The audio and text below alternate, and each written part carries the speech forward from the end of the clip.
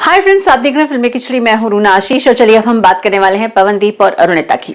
I know they are in Maldives और उनके जो 3 शोज, पवन के जो शोज हैं, ओवरऑल जो मेरे पास इंफॉर्मेशन थी वो मैंने हाल ही में आपको अपडेट भी दे दिया था। ओके, अब इनके अलग अलग वीडियोस आ रहे हैं, सब कुछ है and it is really breathtaking. आपका दिल चुरा कर लेके जाने वाली ऐसी चीजें भी लोगों के सामने आती है। लेकिन यहाँ मैं बात कुछ अलग तरीके से कर रही हूँ।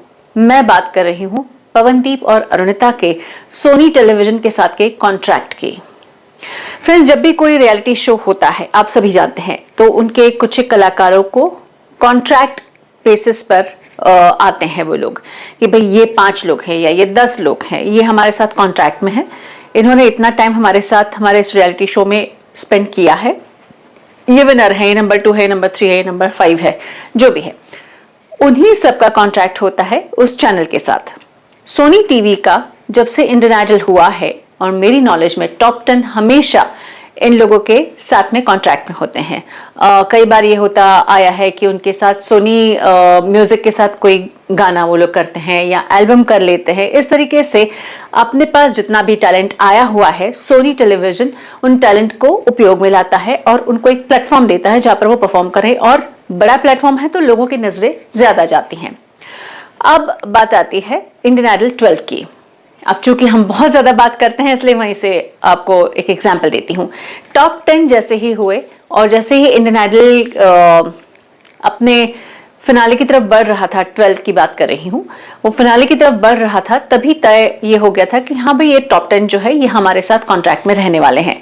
अब कॉन्ट्रैक्ट कितने का होता है, कितने समय का होता है, वो निर्भर करता है। कई बार जो होता है ये 1 साल का होता है, कई बार ये 1.5 साल का होता है, कई बार ये 2 साल का होता है।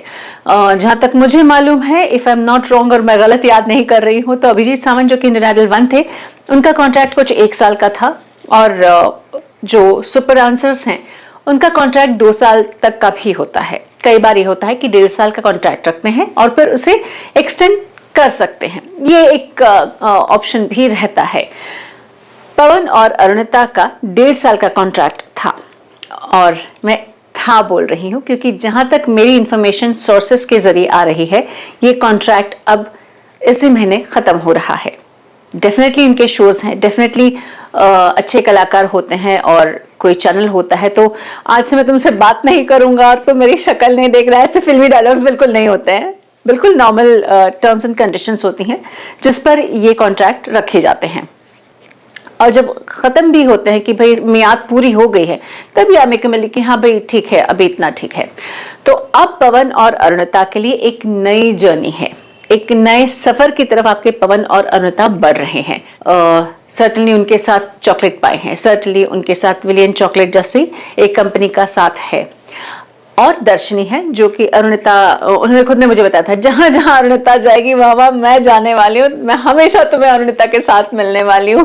एंड बहुत क्यूटली उन्होंने मुझे अपने बारे में इंट्रोडक्शन दिया था जब मैं पहली बार उनसे मिल रही थी।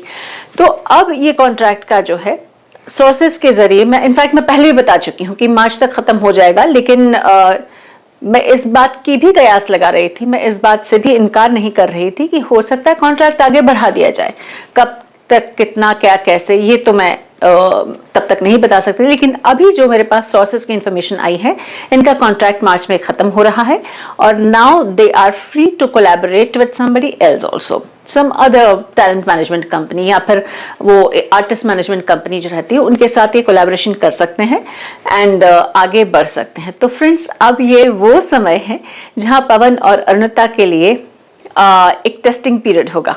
अब उनको काम तो खैर खूब करते हैं ये लोग, लेकिन अब इनको अलग अलग तरीके के, जब एक आर्टिस्ट जाता है, परफॉर्म करता है, तो अलग अलग डिपार्टमेंट्स का भी नॉलेज होना जरूरी हो जाता है।